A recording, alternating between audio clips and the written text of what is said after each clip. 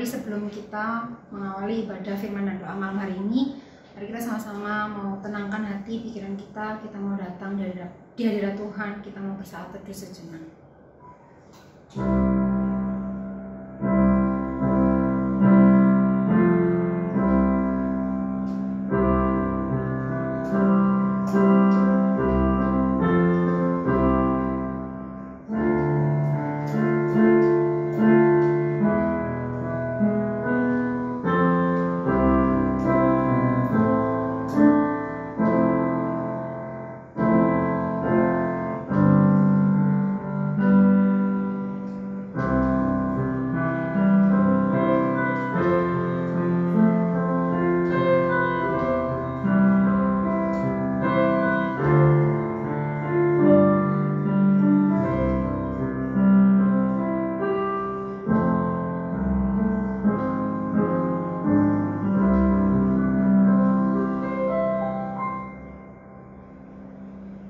Amin. Bapak Ibu Saudara, apa kabar? Apapun yang saat ini menjadi kabar kita, baik ataupun tidak baik kabar kita, kondisi kita, dengan semua hal yang terjadi dalam kehidupan kita, mari kita terus percaya bahwa Bapa Surgawi akan terus menolong kita, memampukan kita untuk terus mau mengandalkan Dia. Mari sama-sama kita mau pujikan lagu Bapa Surgawi.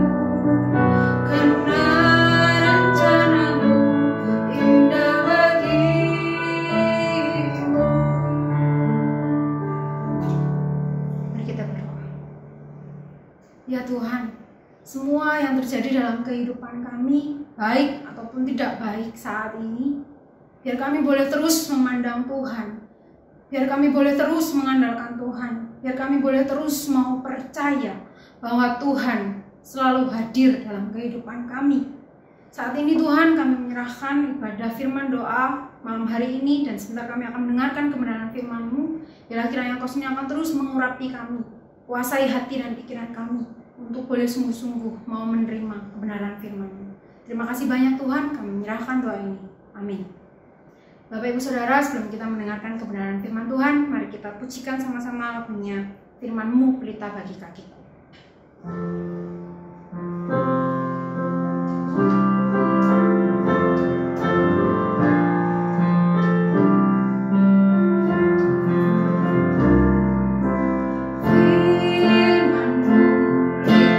Bagi kakiku terang bagi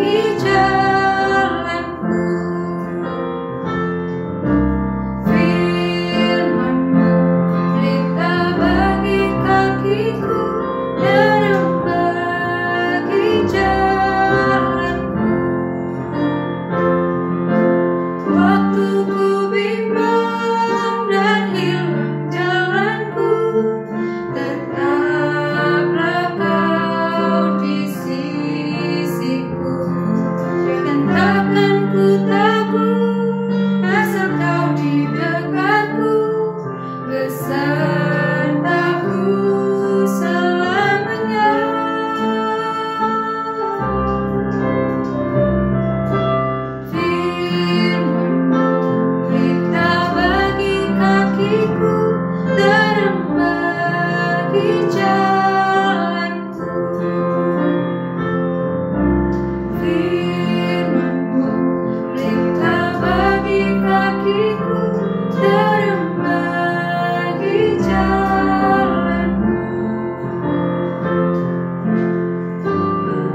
Bimbang dan hilang jalanku, tetaplah Kau di sisiku. Dan takkan ku takut asal Kau di dekatku, besertaku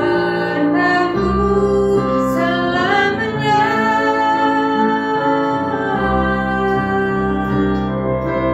Firman-Mu pelita bagi kakiku, terang bagi jalanku. Persilakan tuh hamba Tuhan yang akan memimpin.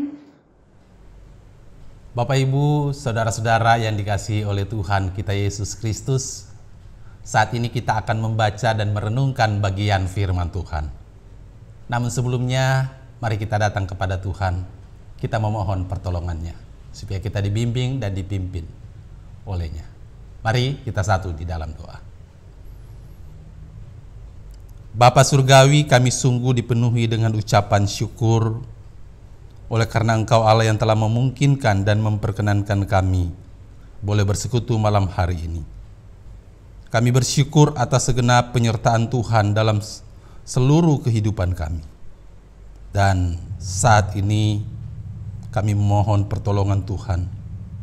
Biarlah Engkau ya Allah dan Tuhan kami, Roh Kudus yang memimpin dan menolong setiap kami saat mana kami membaca dan merenungkan firman-Mu.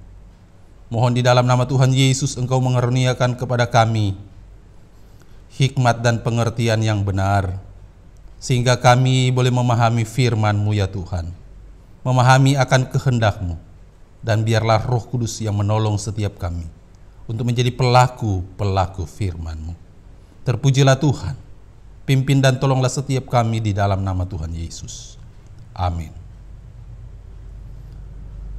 Saudara-saudara yang Tuhan Yesus kasihi, hari ini kita akan merenungkan bagian firman Tuhan yang terambil dari Mazmur pasal yang ke-40 ayat yang pertama sampai ayat yang ke-18 yang saya akan bacakan.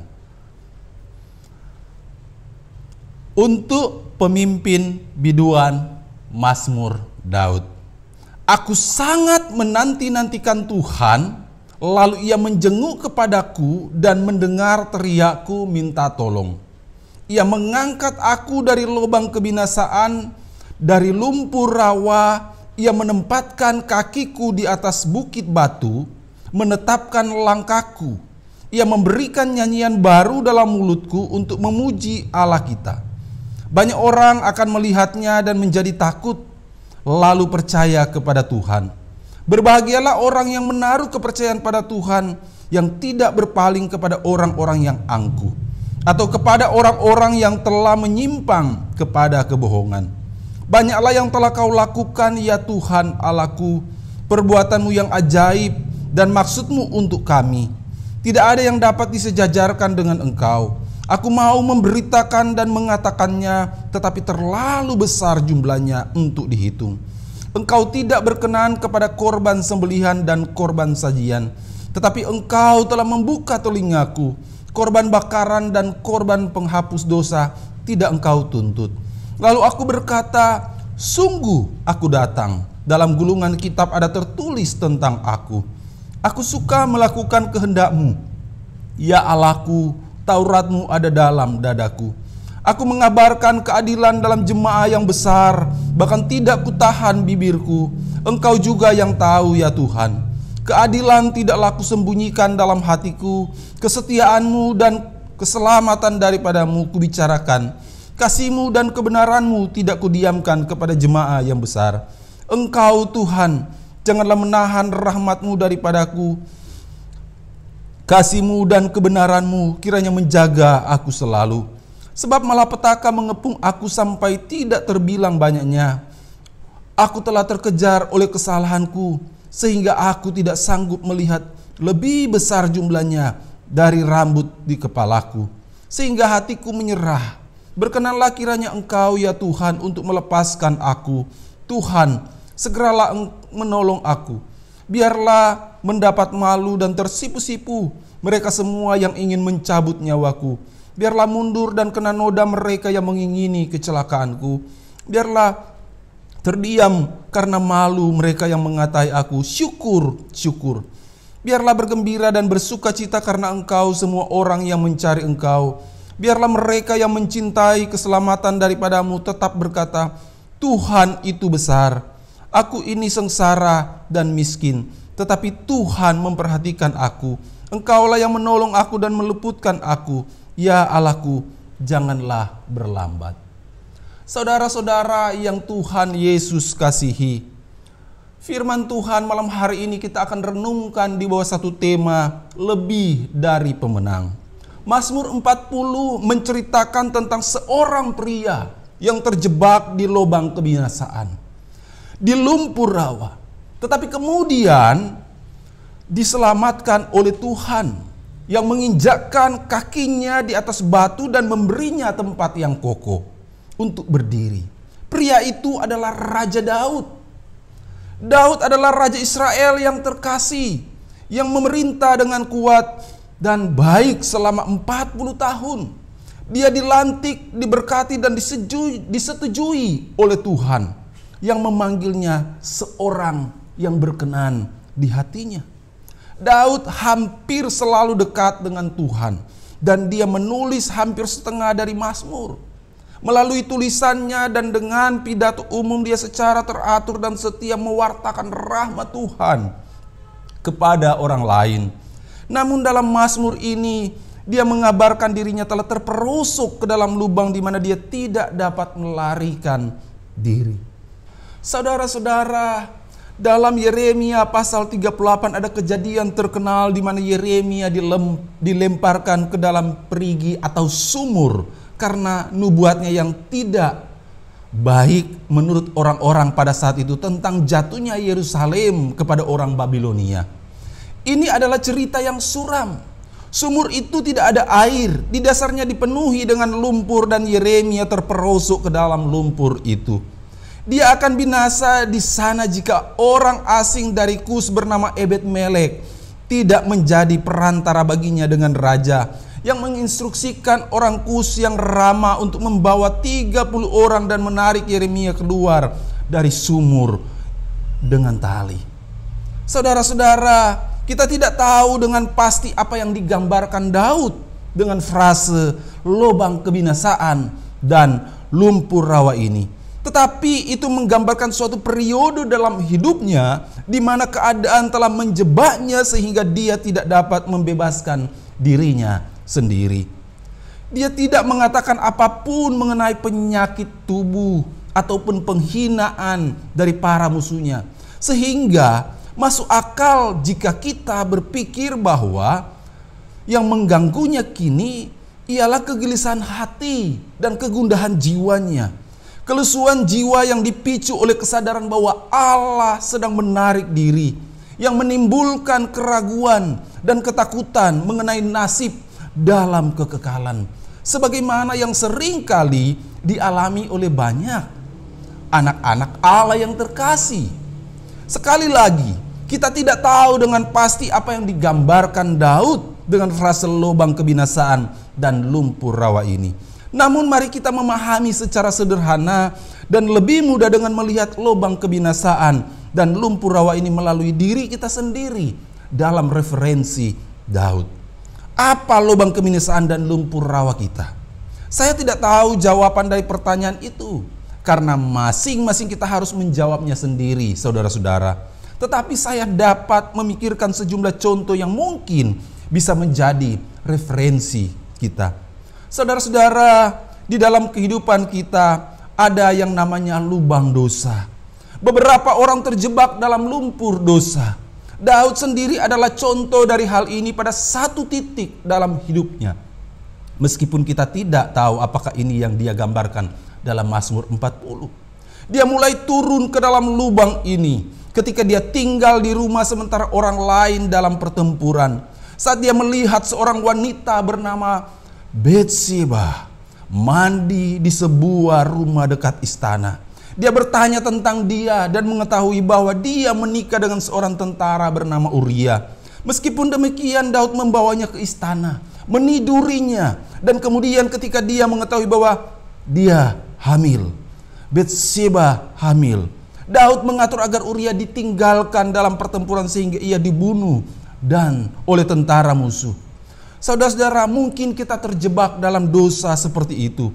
Satu dosa membawa ke dosa yang lain. Kita tahu apa yang terjadi, tetapi kita tidak bisa keluar dari situ. Itu tidak mengherankan. Oleh karena Roma pasal 1 menggambarkan orang-orang tahu akan tuntutan hukuman Allah, tentang hukum Allah. Tetapi dosa telah menarik semua orang. Jika kita terjebak dalam cara ini, tidak ada cara lain bagi kita untuk melangkah maju, saudara-saudara.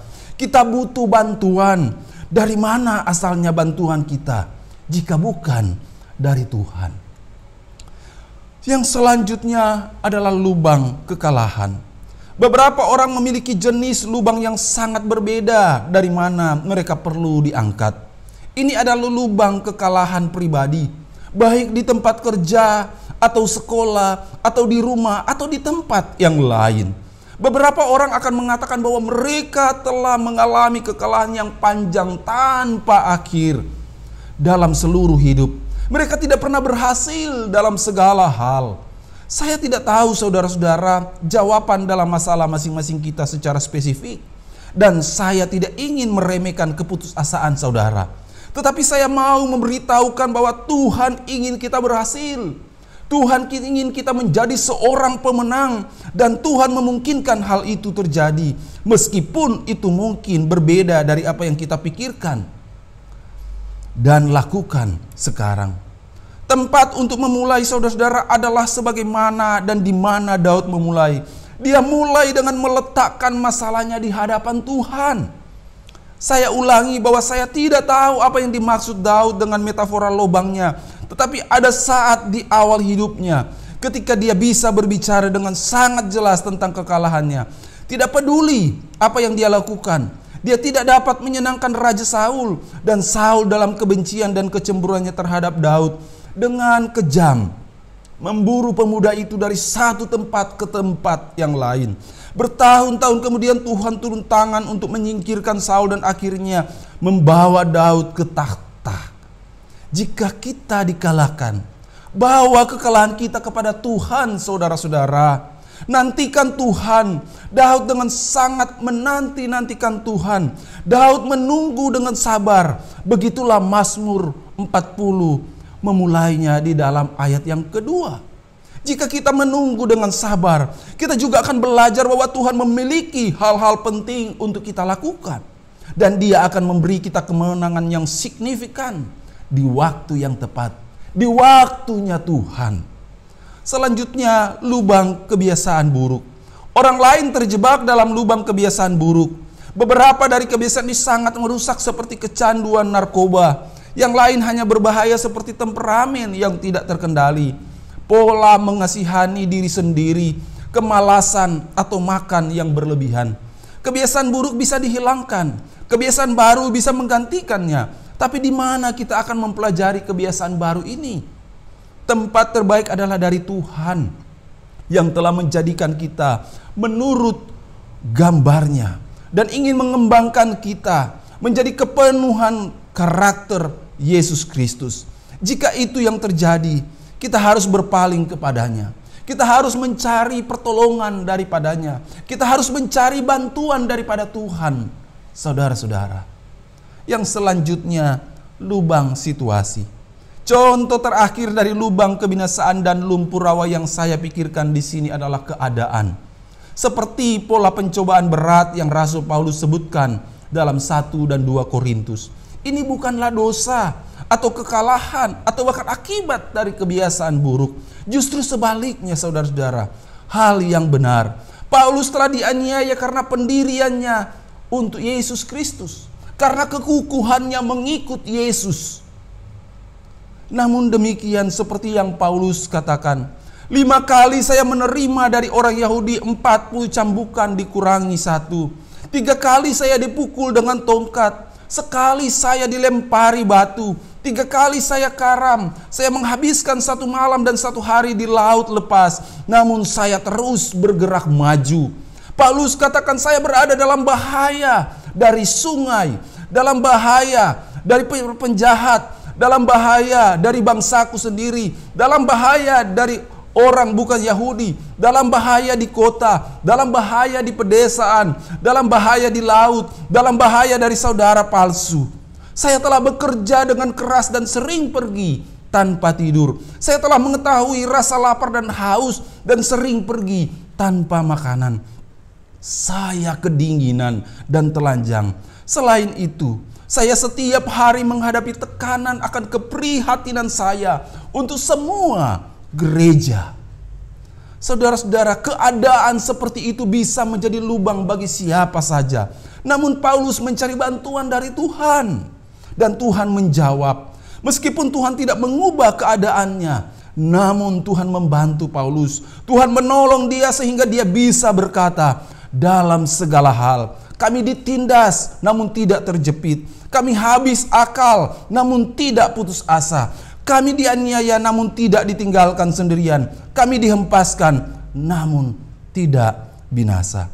Kesaksian Daud sehubungan dengan keadaannya yang sulit dan tampaknya tanpa harapan adalah bahwa Tuhan mendengarkan dia dan membantunya selangkah demi selangkah. Itulah yang dikatakan di dalam ayat yang kedua sampai ayat yang keempat.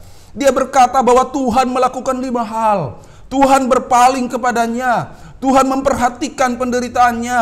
Tuhan mendengar teriakannya. Tuhan mengangkatnya keluar dari lubang. Tuhan meletakkan kakinya di atas batu. Memberinya tempat yang kokoh untuk berdiri. Dan Tuhan menempatkan sebuah lagu pujian baru di mulutnya. Bagaimana Daud bisa mengalami hal-hal ini? Daud meletakkan kepercayaannya kepada Tuhan. Ayat 5 dan ayat yang ke-6.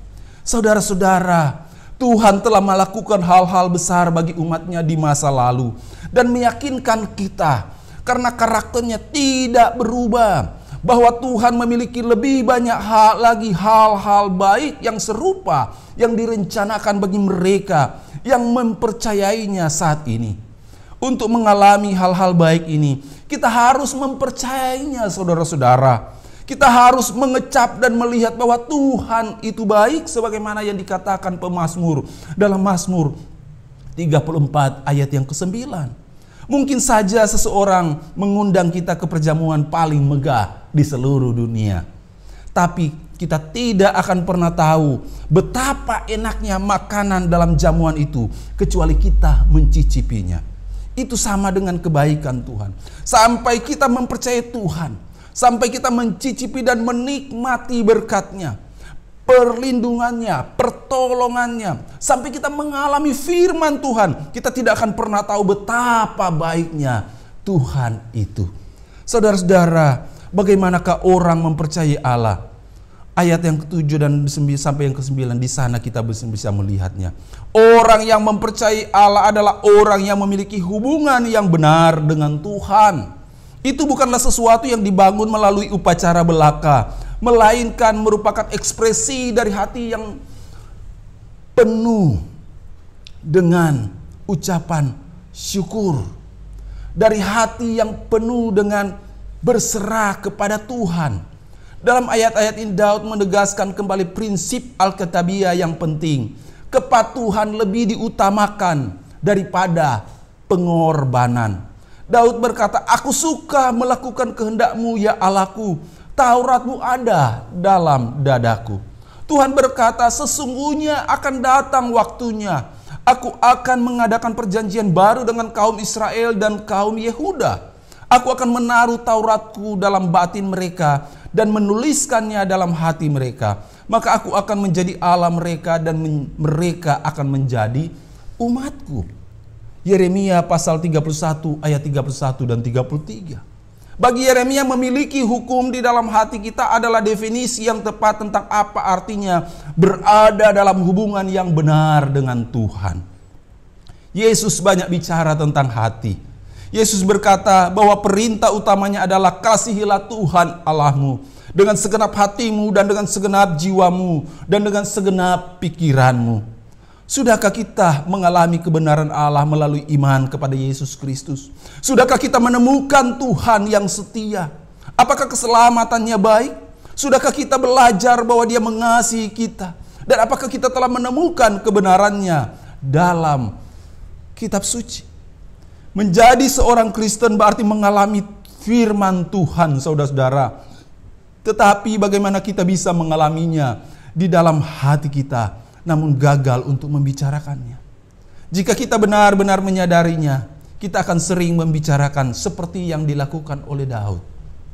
Saudara-saudara, banyak orang, bahkan orang Kristen yang menutup telinga. Atau dengan kata lain, beberapa banyak mendengar dengan telinga saja, tetapi tidak mendengar dengan hatinya. Mereka tidak dapat mendengar apapun yang dikatakan orang lain, bahkan Tuhan kepada mereka. Akibatnya, mereka tidak mengetahui berkat Tuhan yang dibicarakan melalui Mazmur ini. Tentang kemenangan, tentang pembebasan dari lubang dosa, tentang pembebasan dari kekalahan, tentang pembebasan dari kebiasaan buruk, ataupun keadaan. Saudara-saudara, Daud berada dalam situasi yang begitu putus asa, namun dia telah menunggu Tuhan, dan Tuhan telah membebaskannya. Tuhan telah mengangkatnya keluar dari lubang dan menginjakkan kakinya di atas batu. Dia masih terus mengalami masalah dan membutuhkan bantuan lebih lanjut. Karena itu, dia terus bersandar kepada Tuhan. Yesus berkata, dalam dunia kamu menderita penganiayaan, tapi Dia melanjutkan dengan mengatakan, kuatkanlah hatimu, aku telah mengalahkan dunia. Yohanes pasal 16 ayat yang ke-33. Itu perlu diingat, bukan? Masalah, iya. Pesimisme, no. Tidak ada pesimisme bagi kita, karena Yesus telah mengalahkan dunia dan kita sekarang ditakdirkan untuk menjadi lebih dari pemenang di dalam Dia. Kita miskin dan papa, iya. Kita akan selalu seperti itu. Tetapi kita tahu bahwa Tuhan memikirkan kita. Kita tahu bahwa Dia adalah penolong kita. Tuhan adalah penolong dan pembebasku. Amin. Mari kita satu di dalam doa. Bapa di dalam surga, terima kasih Engkau ingatkan, Engkau teguhkan lagi melalui firman-Mu, sebagaimana yang Engkau lakukan kepada Daud, hamba-Mu. Engkau menjadikan dia sebagai anak-Mu, sebagai umat-Mu, sebagai suatu pribadi yang mengalami kemenangan dalam seluruh pergumulan kehidupannya.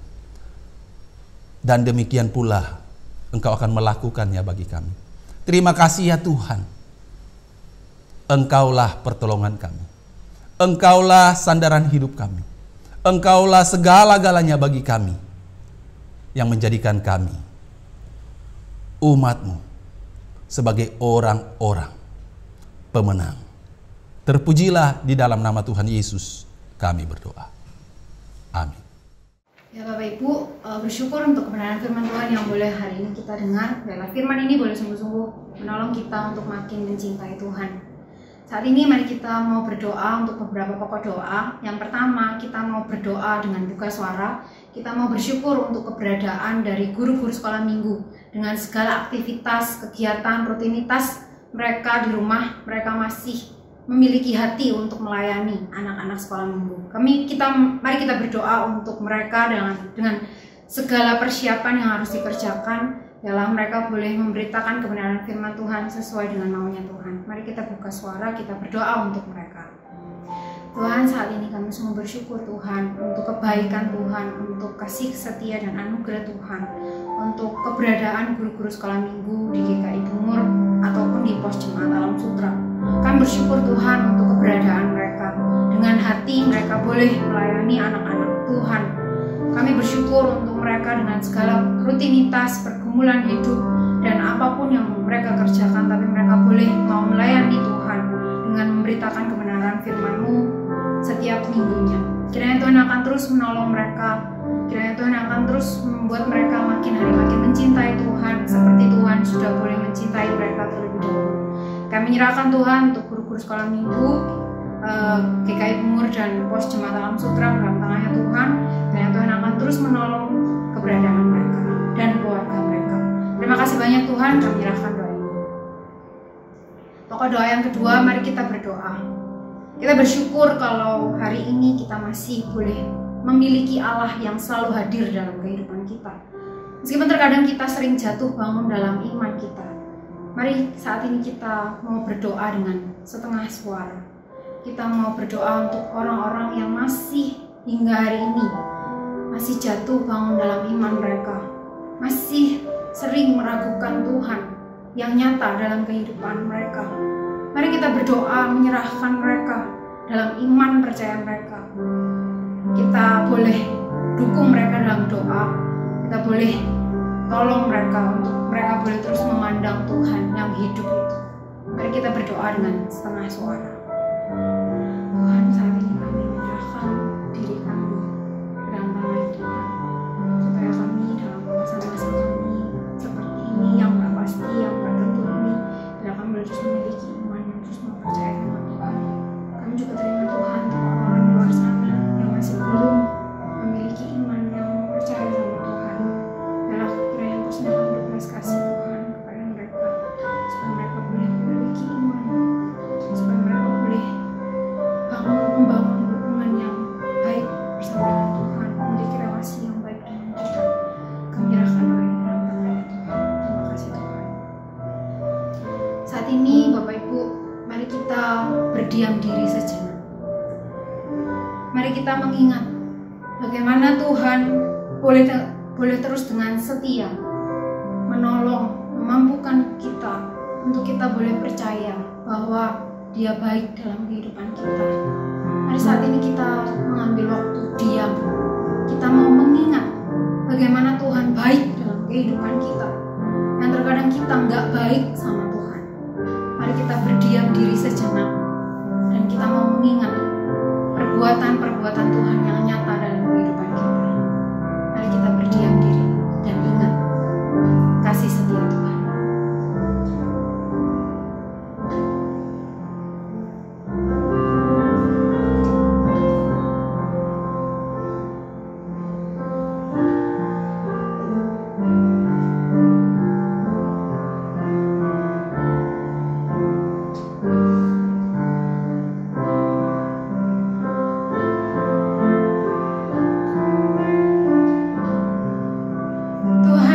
Inilah doa dan permohonan kami.